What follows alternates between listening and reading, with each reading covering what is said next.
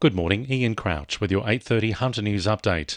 An ugly brawl involving dozens of spectators at the Newcastle Hunter A-grade Rugby League Grand Final is being investigated. Footage shows dozens of people throwing punches about 10 minutes before the end of the match between Dora Creek and Waratah Mayfield on Saturday at Raymond Terrace. This sparked another 3 brawls with players and spectators rushing to break them up. The New South Wales Rugby League says it's working with police to identify those involved. Fire has caused severe damage to a large shed at Vasey overnight. Several RFS and fire and rescue crews were called to a property on Gundaroo Road just before 6:30 p.m. to find the 15 by 20 metre corrugated iron shed and garage well alight. It's taken about 90 minutes to extinguish and mop up the fire.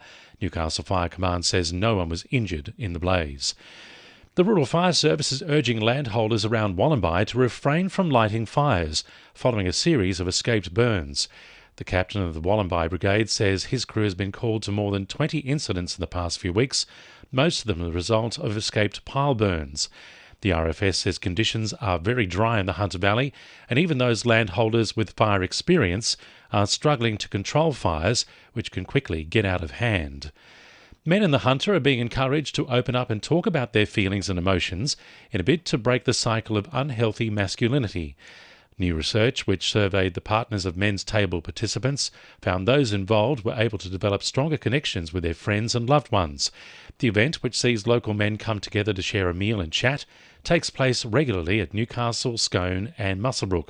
The organisation's co-founder, David Poynton, says the initiative is helping to bring about positive change in local men's mindsets. Us blokes, we're meant to deal with stuff on our own, to suck it all up, to not show any weakness. And it doesn't help men. 7 men a day die by suicide, and it just leads to a whole lot of emotional pain.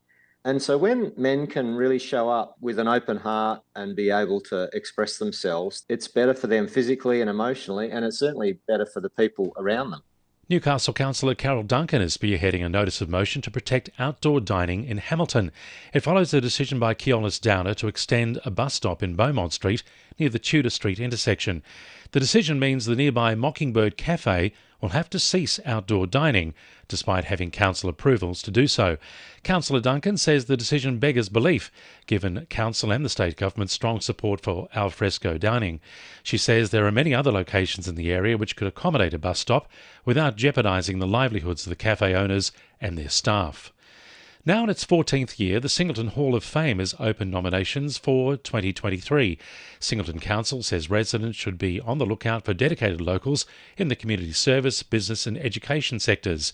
Chairman of the Hall of Fame Committee, Godfrey Adamthwaite, says council is looking to celebrate the ongoing achievements of those with a deep connection to Singleton. We don't just want people to go throwing heaps of their friends and all the rest of it. We want them to really look at the application form, the nomination form, and try and complete it all. 2NURFM Sport. The Knights have made it 10 straight wins after downing the Canberra Raiders 30-28. They're now set to play the Warriors in Auckland, with halfback Jackson Hastings potentially out for the match after he aggravated an ankle injury in the first half against Canberra and didn't return to the field. Skipper Kalen Ponga says they didn't start their match with the Raiders the way they'd wanted to. I was saying that it was our worst half of footy all year, and we're only down by 10. I was more than confident we get ourselves back in the game through our forwards, that we'll create those opportunities, and we just stuck to the process and it wasn't pretty, but we got it done. Cal Bradbury has now scored in back-to-back NPL Grand Finals, sealing the match winner for Lambton Jaffas in their 2-1 win over Broadmeadow. The match saw a penalty which was scored by Jaden Stewartson after a controversial call was made on Jaffas goalkeeper Ben Kennedy, who was ruled to have committed a foul while coming out to punch away a free kick from Bailey Wells. And Terrigal Avoca's men's AFL side is set to play in their 11th straight Black Diamond Cup Grand Final after defeating Cardiff. They'll now face Newcastle City, with the two sides having played each other in the decider several times before. That's sport. I'm Jordan Regnis. And the winning numbers in Weekend Lotto are 7, 9, 11, 14, 15 and 29, and the supplementaries are 17 and 23. And now you're up to date with the latest 2NURFM Hunter News.